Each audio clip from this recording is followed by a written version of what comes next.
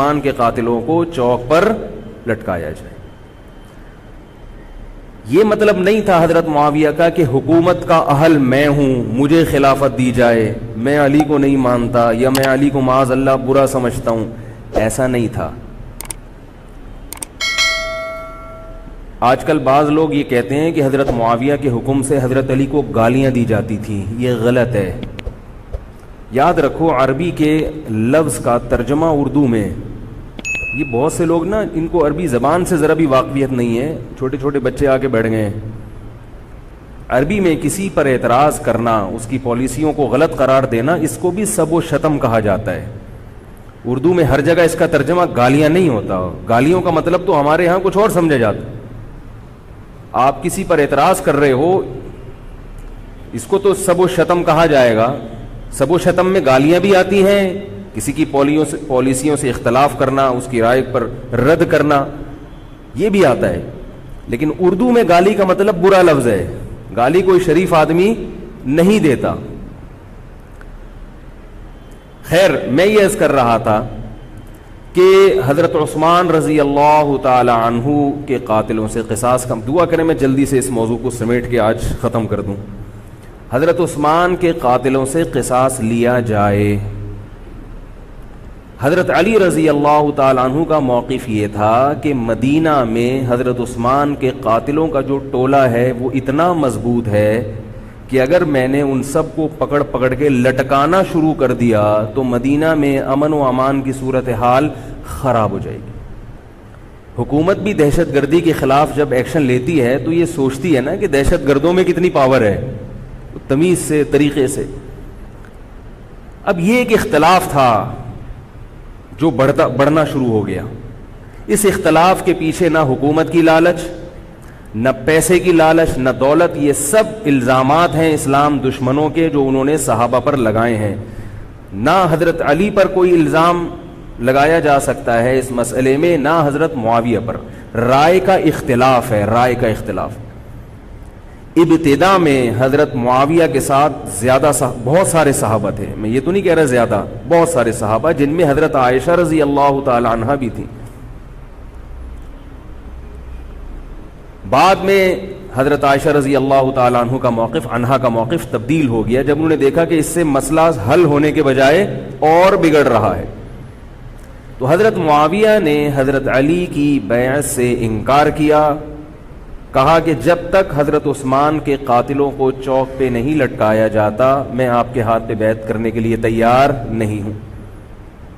یہ حضرت معاویہ کی رائے تھی۔ حضرت علی کی رائے یہ تھی کہ میرے لیے یہ فی الحال ممکن نہیں ہے، لہذا، اور اس سے ہو کیا رہا ہے، حکومت دو حصوں میں ڈیوائیڈ ہو رہی ہے۔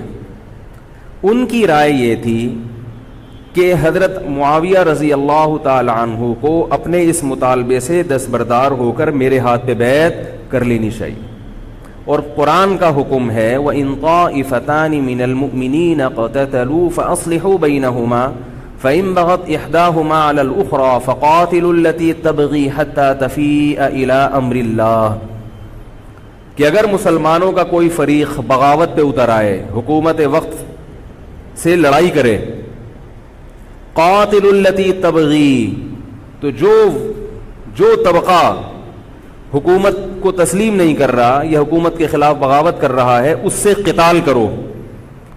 حضرت علی کا موقف یہ تھا کہ قرآن مجید کی یہ آیت مجھ سے مطالبہ کر رہی ہے کہ جو لوگ میرے ہاتھ پہ بیعت نہیں ہو رہے جبکہ میری خلافت قائم ہو چکی ہے، تو میں مسلمانوں میں تاکہ اختلاف اور انتشار نہ ہو، میں اس فریق کو تلوار کے زور سے بیعت کرنے پر مجبور کروں۔ بات آ رہی ہے سمجھ میں کہ نہیں آ رہی ہے؟ آج تو پولیس بھی نہیں بلا سکتے، موبائل ہی نہیں ہے بھائی، بند پڑے ہوئے، ورنہ میں پولیس بلوا لیتا آج آپ کو بات سمجھانے کے۔ لیکن میں کہتا ہوں کہ میں پولیس اگر بلواتا، اگر پولیس ہی کو سمجھ میں نہیں آئی، یہ بھی تو بڑا مسئلہ ہے۔ خیر، تو حضرت علی کا موقف یہ تھا۔ حضرت معاویہ کا موقف یہ تھا کہ حکومت کے خلاف بغاوت غلط ہے نا، جس کو حکومت مان لیا ہو، جب تک میں نے خلیفہ مانا ہی نہیں ہے تو میرا یہ عمل بغاوت نہیں کہلائے گا۔ یہ اختلاف رائے ہے، اور یہ اختلاف صحابہ میں بھی ہوا ہے، تابعین میں بھی ہوا ہے، ائمہ مجتہدین میں بھی ہوا ہے، اور آج تک ہوتا آ رہا ہے۔ اس قسم کے اختلافات مکمل ختم نہیں ہو سکتے۔ یہ صحابہ میں بھی ہوا ہے، قرآن و حدیث کو سمجھنے کا اختلاف کہا جاتا ہے اس کو۔ اور اس اختلاف کے بارے میں نبی صلی اللہ علیہ وسلم کی صحیح حدیث ہے، اذا اجتہد المجتہد فإن اصاب فله اجران وإن اخطأ فله اجر واحد۔ جب کوئی مجتہد اجتہاد کرتا ہے، کیا مطلب؟ قرآن و حدیث کو سمجھنے کی کوشش کرتا ہے، اگر وہ صحیح نتیجے پر پہنچ جائے تو اس کو 2 اجر ملتے ہیں، اگر غلط نتیجے پر پہنچے تو بھی 1 اجر ملتا ہے اس کو، اس لیے کہ اس کے بس میں جو تھا وہ اس نے کر لیا۔ اب پیغمبر تو موجود نہیں ہے جو آ کے بتائیں گے کہ یہ صحیح کر رہا ہے، یہ غلط کر رہا ہے۔ میں نے اپنے ایک استاد سے ایک مرتبہ پوچھا کہ حضرت یہ علماء میں جب اختلاف ہوتا ہے کسی مسئلے میں تو عوام بڑی پریشان ہوتی ہے، کیا کریں ہم؟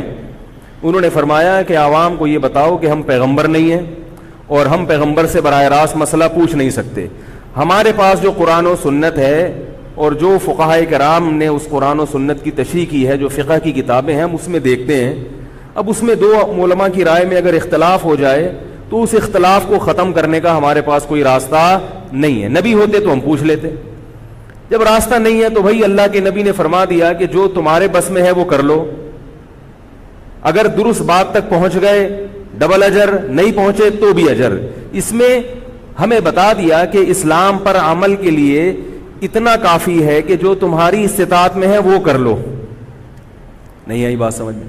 اب یہ اختلاف چھوٹے مسائل میں بھی ہو سکتا ہے اور بڑے مسائل میں بھی ہو سکتا ہے۔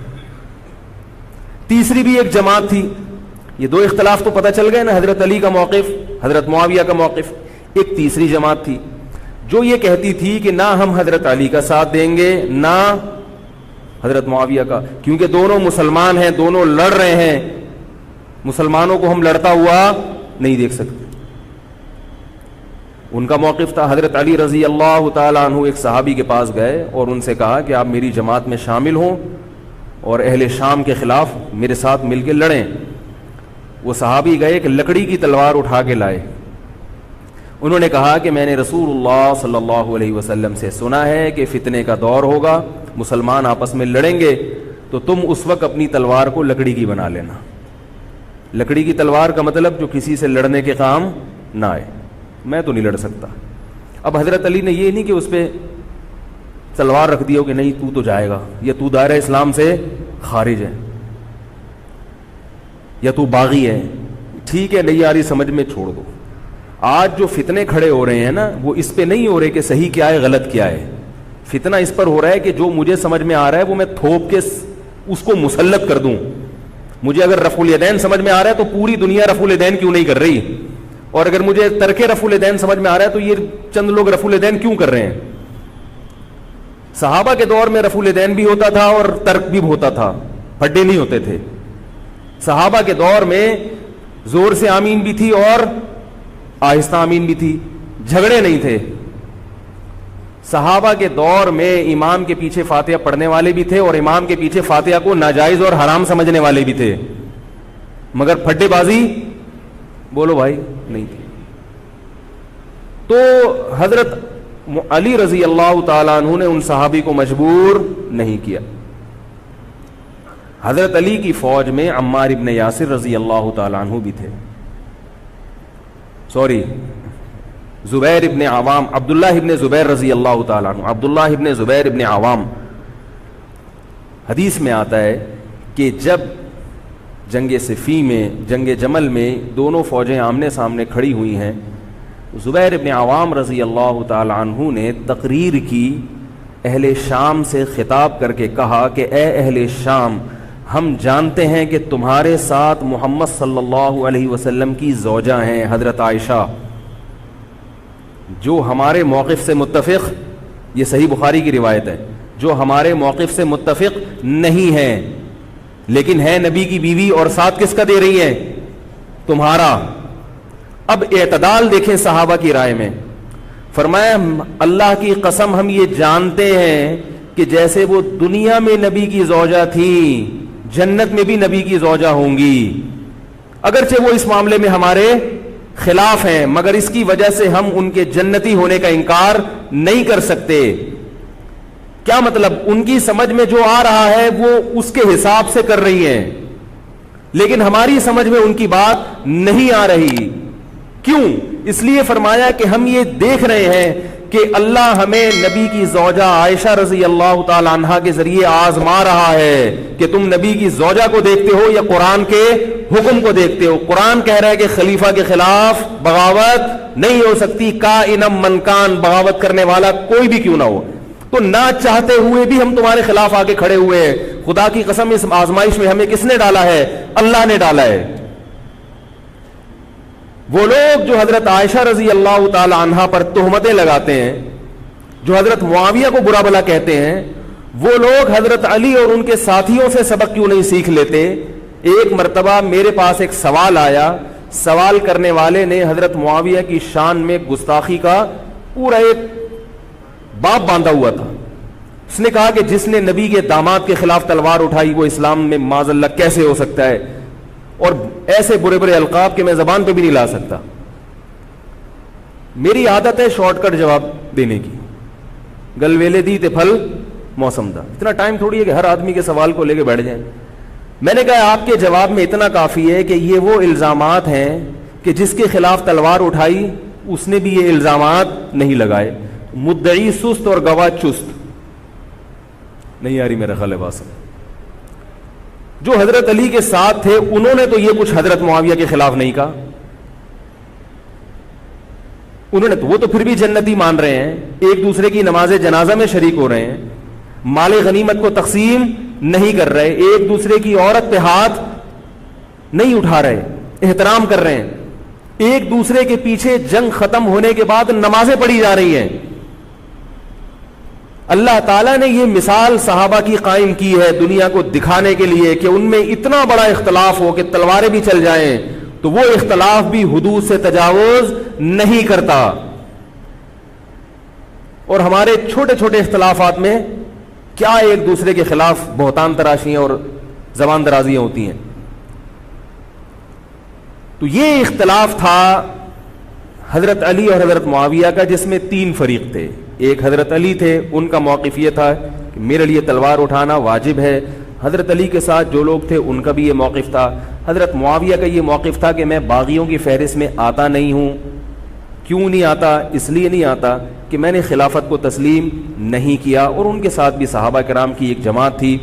اور تیسرا موقف، بہت سارے صحابہ یہ تھے جو کہتے تھے ہم کسی کا ساتھ نہیں دیں گے، دونوں طرف مسلمان ہیں، ہماری تلوار سے کسی مسلمان کا خون ہو ہم یہ برداشت نہیں کر سکتے. ہماری رائے یہ ہے، اہل سنت والجماعت کی رائے یہ ہے کہ یہ ان تینوں فریقوں میں جو برحق تھے وہ حضرت علی تھے، کیونکہ حکومت تھی ان کے پاس. باقی جو دونوں فریق تھے صحابہ کرام کے، ان سے غلطی ہوئی ہے، مگر یہ غلطی اجتہادی ہے. یہ نفس پرستی والی غلطی، حکومت کی لالچ والی، دولت کی لالچ والی، یا ہٹ دھرمی والی یا ضد والی غلطی بولو بھائی نہیں ہے. یہ وہ غلطی ہے جس کے بارے میں محمد صلی اللہ علیہ وسلم نے فرمایا کہ اگر مجتہد سے غلطی ہوتی ہے تو بھی اس کو اجر ملتا ہے، کیونکہ اللہ نے قرآن میں فرمایا فاتقوا اللہ ما استطعتم، اللہ سے اتنا ڈرو جتنی تم میں استطاعت ہے. تو ان کی جتنی سمجھ میں آیا انہوں نے اس حساب سے کیا. تو دو جنگیں ہوئی ہیں، جنگ جمل اور جنگ صفین. اب ایک اور بات ہے، تاریخی حقیقت ہے کہ دو جنگوں کے بعد حضرت علی رضی اللہ تعالی عنہ کو خوارج نے شہید کر دیا. یہ وہی خوارج جو حضرت عثمان کے قاتل تھے. انہوں نے شہید کس کو کیا؟ حضرت علی کو. حضرت علی کی شہادت کے بعد حضرت حسن رضی اللہ تعالی عنہ کی 6 مہینے تقریباً خلافت رہی. حضرت حسن رضی اللہ تعالی عنہ نے امت میں جوڑ پیدا کرنے کے لیے حضرت معاویہ رضی اللہ تعالی عنہ سے سلو کر لی اور خلافت سے دستبردار ہو کر حضرت معاویہ کے ہاتھ پر بیعت ہو گئے. نہیں آ رہی میرا خیال، پولیس کو فون کریں یار. بہت اہم بات ہے یہ، اس کو اچھی طرح سمجھ لیں، اللہ کرے سمجھ میں آ جائے. تو جب یہ ہو گیا تو مسئلہ ختم ہو گیا نا. لوگوں نے حضرت حسن سے کہا، یہ میں بالکل مستند روایتیں پیش کر رہا ہوں، اس کے سب کے حوالے ہیں، اور بہت ایسا نہیں ہے کہ تاریخ کی کتابوں کے، یہ احادیث کی کتابوں کے سے پیش کر رہا ہوں. حدیث کا جو معیار ہے وہ تاریخی کتب سے بہت زیادہ ہوتا ہے. لوگوں نے حضرت حسن سے یہ کہا کہ یہ تو عار اور ذلت کی بات ہے کہ آپ کے والد نے جس کے خلاف 2 جنگیں لڑی ہوں، تو آپ اپنے والد کی جس سے دشمنی رہی ہو، بیٹا اس سے بیعت ہو رہا ہے. ہمارے ہاں اس کا تصور ہے. سیاسی لوٹے ہمارے ہاں بہت ہیں، مگر وہ بھی دنیاوی مفاد میں دائیں بائیں لڑکتے ہیں. آخرت کی خاطر کوئی اپنے ہوتے سے دستبردار ہو جائے، یہ نہیں ہوتا. حضرت حسن اہل بیت میں سے ہیں. حضرت حسن بیعت ہو گئے کس کے ہاتھ پر؟ حضرت معاویہ. لوگوں نے کہا یہ عار اور ذلت کی بات ہے، تو حضرت حسن کے وہ تاریخی الفاظ ہیں کہ میں دنیا کی ذلت کو جہنم کی آگ پر ترجیح دیتا ہوں. کیا مطلب؟ میں مسلمانوں کو آپس میں لڑتا ہوا نہیں دیکھ سکتا، میں نہیں لڑتا ہوا دیکھ سکتا.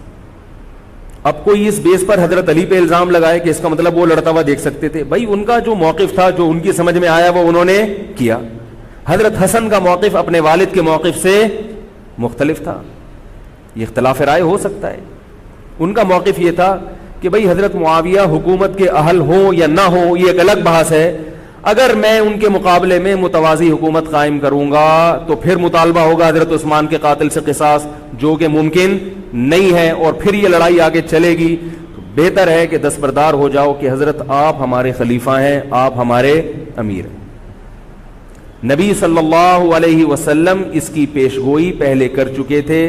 حضرت حسن رضی اللہ تعالیٰ عنہ کے بارے میں فرما چکے تھے کہ اللہ میرے اس بیٹے کے ذریعے مسلمانوں کے 2 فریق میں صلح پیدا کریں. تو جو اہل بیت سے محبت کرنے والے لوگ ہیں ان کو بھی چاہیے کہ کوئی ایسا کام نہ کریں جس سے مسلمانوں میں دوبارہ سے اختلاف اور انتشار پیدا ہو جائے. جوڑ کی اہمیت شریعت میں زیادہ ہے. اب جب حضرت معاویہ کی خلافت قائم ہوئی ہے، حضرت معاویہ نے حضرت حسن رضی اللہ تعالیٰ عنہ کے اکرام میں کوئی کسر نہیں چھوڑی. اس پر متواتر روایات ہیں کہ حضرت معاویہ جتنا حضرت حسن کا اکرام کیا کرتے تھے اتنا کسی کا اکرام نہیں کرتے تھے. بہت زیادہ آپ کو عزت دی حضرت معاویہ رضی اللہ تعالیٰ عنہ نے. حضرت معاویہ کے بعد یزید کی خلافت قائم ہوئی ہے، حکومت قائم ہوئی ہے. حضرت معاویہ صحابی رسول تھے. بہت سارے صحابہ کو آپ کے طریقہ حکومت پر اعتراض تھا، کیونکہ بہرحال باقاعدہ سلیکشن نہیں ہوئی تھی. لیکن پھر بھی صحابہ کرام نے جب حضرت حسن بیعت ہو گئے تو باقی کس کو اعتراض کا حق ہوگا بھائی. پھر حضرت معاویہ رضی اللہ تعالیٰ عنہ کے دور میں بہت جہاد ہوا ہے. اسلامی خلافت، ہمارا جو بر صغیر میں اسلام آیا ہے اس کا بہت بڑا حصہ حضرت معاویہ کے دور میں اسلام آیا یہاں. حضرت معاویہ کے بعد جب یزید خلیفہ بنا ہے مسلمانوں کا، تو بہت سارے صحابہ نے یزید کے ہاتھ پہ، بہت سارے تو نہیں، چند صحابہ نے یزید کے ہاتھ پر بیعت کرنے سے انکار کر دیا. وہ اتنے تھوڑے صحابہ ہیں جن کو انگلیوں پہ گنا جا سکتا ہے، جن میں حضرت حسین بھی تھے. حضرت حسن نہیں، حضرت حسن کے بھائی، بولو بھائی، حضرت حسین. جمہور صحابہ کا موقف یہ تھا کہ یزید کا طریقہ خلافت اگرچہ غلط ہے، طریقہ حکومت اگرچہ غلط ہے، مگر رسول اللہ صلی اللہ علیہ وسلم کی صحیح احادیث موجود ہیں.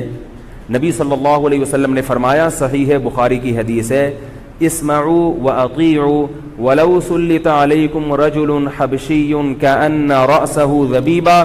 آپ صلی اللہ علیہ وسلم نے فرمایا، سنو اور اطاعت کرو اگرچہ تم پر کوئی حبشی غلام مسلط کر دیا جائے جس کا سر کشمش کی طرح پچکا ہوا ہو.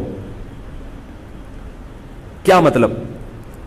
سلیکشن نہیں ہوئی بلکہ زبردستی مسلط ہو گیا کسی بھی طرح سے. اور جو مسلط ہوا وہ کسی بھی لحاظ سے حکومت کرنے کا اہل نہیں ہے، غلام ہے. غلام کبھی بھی حکومت کا اہل نہیں ہوتا. اور غلام بھی حبشی، کالا کلوٹا، گوروں سے جس کو ویسے ہی تبھی نفرت ہو، بھائی ہم سارے سفید ہیں اور یہ ایک بلیک کہاں سے آ گیا دوسری قوم کا آدمی. انسان دوسری قوم کے آدمی کو قبول نہیں کرتا، قوم بھی دوسری. اور فرمایا شکل بھی اچھی نہیں ہے. بھائی حاکم کم از کم شکل کا اچھا ہو تو اطاعت کرتے ہوئے مزہ آتا ہے.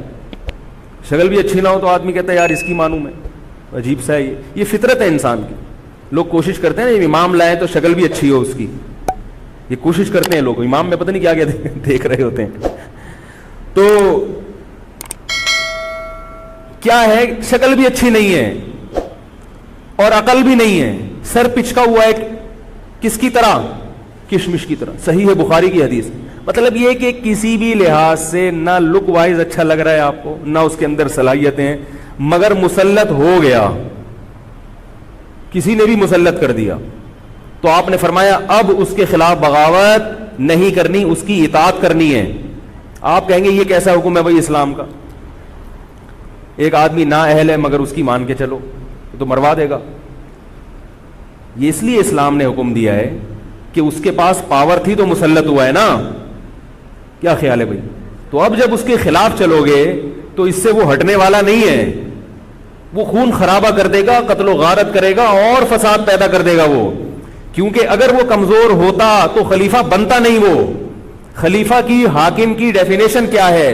جس کے پاس قوت نافذہ ہو.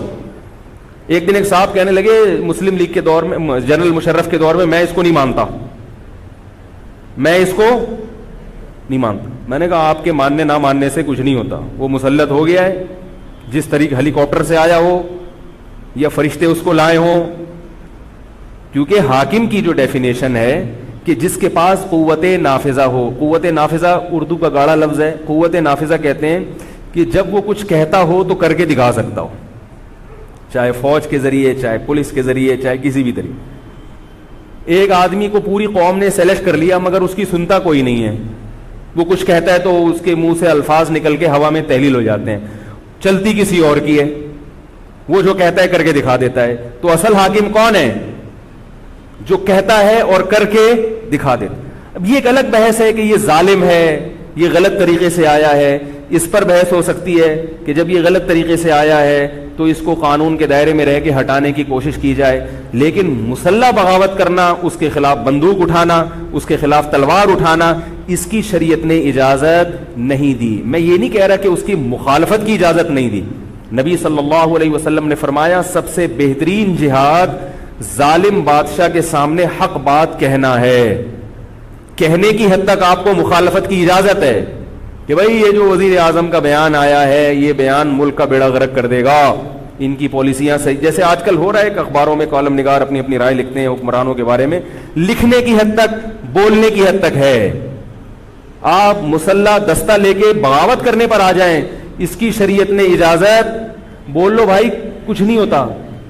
یہ قرآن اور سنت سے بات ثابت ہے, اس کی شریعت نے اجازت نہیں دی ہے. کیونکہ آپ یہ کریں گے تو اللہ نے دنیا کو اسباب کے ساتھ جوڑا ہوا ہے. آپ کے پاس کچھ بھی نہیں ہے, نہ آپ کے پاس ٹینک ہے, نہ آپ کے پاس آرمی ہے, نہ آپ کے پاس پولیس ہے, آپ کے پاس صرف جذبہ ہے. خالی جذبہ اگر کارآمد ہوتا تو نوح علیہ الصلوۃ والسلام اور آپ کے ساتھ جو 40 افراد تھے ان میں بہت جذبہ تھا, مگر ایک طرف پوری دنیا تھی. اللہ نے جہاد کا حکم نہیں دیا. اللہ تعالیٰ نے اس دنیا کو صرف جذبات کے ساتھ یا ایمان کے ساتھ منسلک نہیں کیا, اس دنیا کو دارالاسباب بنایا ہے. جذبے کے ساتھ ساتھ کچھ طاقت اور قوت بھی ہونی چاہیے, اور یہ قوت حکومت کے پاس ہوتی ہے, پبلک کے پاس بول لو یار نہیں. اگر پبلک کے پاس ہے تو وہ بھی حکومت کی پالیسیاں ہوتی ہیں کہ یہ بھی لیاری گینگ رہنے دو تھوڑے دنوں کے لیے, ان لوگوں کے پاس تھوڑا سا کلاشن کوفے رہنے دو, حکومت جب چاہے غائب کر دے. یہ جو کلاشن کوفے لے کے لوگ گھوم رہے ہوتے ہیں نا اور بتا رہے ہوتے ہیں ہم امام مہدی کا لشکر ہیں, یہ سب گورنمنٹ کے لوگ ہوتے ہیں. آئی بات سمجھ میں؟ گورنمنٹ کی طرف سے ان کو پرمٹ ملا ہوتا ہے, ورنہ آپ چاقو لے کے بھی جو کھنجر ہے نا وہ بھی لے کے ذرا گھوم کے دکھاؤ. تو جو بھی امام مہدی کا لشکر کا دعویٰ کر رہا ہے اور کہہ رہا ہے میں یوں کر دوں گا, میں یوں کر دوں گا, میرے ساتھ آ جاؤ, تو سمجھ لو گورنمنٹ نے اس کو خود ہی بٹھایا ہوا ہے. اور بعض دفعہ حکومت اپنی مخالفت کے لیے بھی بندے بٹھا دیتی ہے. یہ ایجنسی والے بڑے ہوشیار ہوتے ہیں, یہ اپنی مخالفت کے لیے پبلک بندوں کو خرید کے بٹھاتے ہیں کہ تم آرمی کے خلاف اور ایجنسیوں کے خلاف تقریریں کرو اور جہاد کا اعلان کرو. اس کا نتیجہ کیا نکلتا ہے؟ جو جو جہاد کے اعلان میں ان کے ساتھ ہوتے چلے جاتے ہیں ان کے نام ایجنسیوں کے پاس پہنچ جاتے ہیں. پھر ایجنسیاں کہتی ہیں ابھی ان کو کھل کے جہاد کرنے دو, تاکہ جتنے لوگوں میں اس قسم کے جہاد کے جراثیم ہیں وہ تمام آ جائیں اور ایک ہی دفعہ اسپرے کر کے سب کو نمٹا دیا جائے. یہ ایک بچوں کی طرح کبھی اس کو پکڑ لیا، یہ کام نہیں ہوتا. تو اس لیے کہہ رہا ہوں یہ جو نوجوان طبقہ ہے اس کو جہاد کے نام پہ الو بنانے والے ہر جگہ بہت ہیں. الو ضرور بنو مگر کسی اور عنوان سے بن جاؤ، جہاد کے نام پہ الو نہ بنو، کیونکہ کسی اور عنوان سے الو بنو گے اتنا نقصان نہیں ہوگا. اس عنوان سے الو بنو گے تو بڑا بیڑا غرق ہو جائے گا، جیسے کہ بہت سو کا بیچاروں کا ہو چکا ہے. تو میں یہ عرض کر رہا تھا کہ نبی صلی اللہ علیہ وسلم کی صحیح حدیث ہے، اسی طرح صحیح مسلم کی حدیث ہے، آپ صلی اللہ علیہ وسلم نے حاکم کی اطاعت کا حکم دیا. صحابہ نے عرض کیا یا رسول اللہ اگر وہ ہم پہ ظلم کرے تو بھی بغاوت نہ کریں؟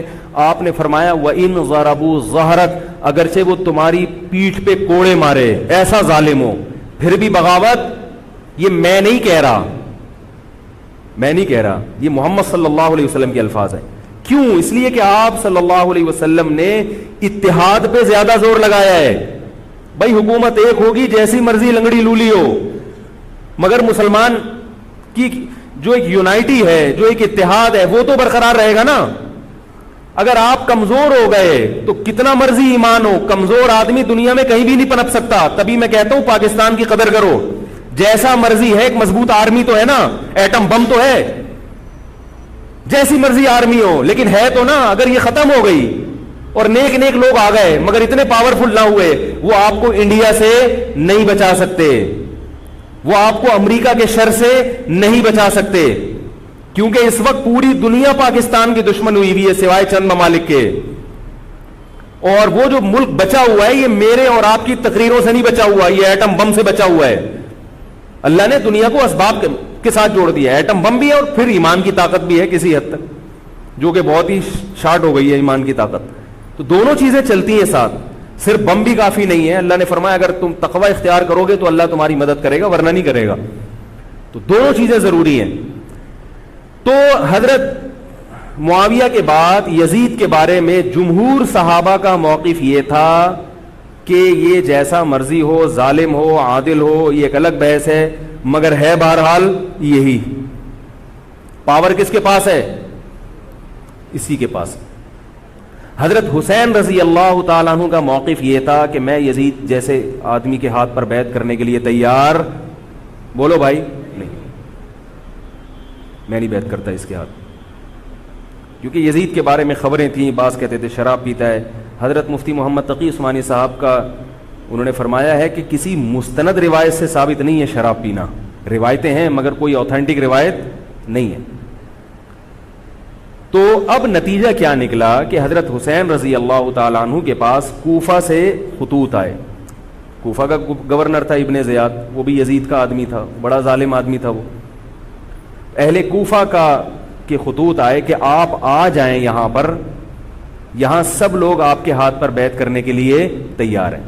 حضرت حسین کا خیال یہ تھا کہ اگر یہ سب تیار ہیں تو یزید کی حکومت بغیر لڑائی کے، بغیر بڑے قتال کے، مسلمانوں کے خون خرابے کے بغیر ختم ہو سکتی ہے. آئی بات سمجھ میں؟ جو انفارمیشن آپ کو ملی تھی، جو نالج آپ کو ملی تھی، وہ نالج غلط تھی. اگر وہ نالج صحیح ہوتی تو حضرت حسین کبھی کربلا کی طرف رخ نہ کرتے، کیونکہ حضرت حسین کا موقف بھی یہی تھا کہ مسلمانوں کی تلواریں آپس میں نہ چلیں. حضرت حسین رضی اللہ تعالیٰ عنہ کے پاس جب 50 سے زیادہ خطوط آئے ہیں اہل کوفہ کی طرف سے کہ آپ آئیے، آپ آئیے، آپ آئیے، تو پہلے حضرت حسین رضی اللہ تعالیٰ عنہ نے اپنے رشتہ دار جو آپ کے چچزاد تھے مسلم بن عقیل، ان کو بھیجا. نتیجہ کیا نکلا؟ مسلم بن عقیل کا وہاں پر حکومت نے گرفتار کر کے ان کو قتل کر دیا. اب یہ ایک ایسا ظلم تھا جس کے ظاہر ہے کہ کسی کو سفیر بنا کے بھیجا جائے، کسی کو حال احوال دیکھنے کے لیے بھیجا جائے، اور حضرت حسین کی نیت ہرگز بغاوت کی نہیں تھی، مگر کوفہ کے گورنر کو اور یزید کو یہ خیال تھا کہ خلافت کے اصل اہل یقیناً یہی ہیں. کہیں ایسا تو نہیں ہے کہ یہ امیر بننا چاہتے ہیں، یہ خلیفہ بننا چاہتے ہیں.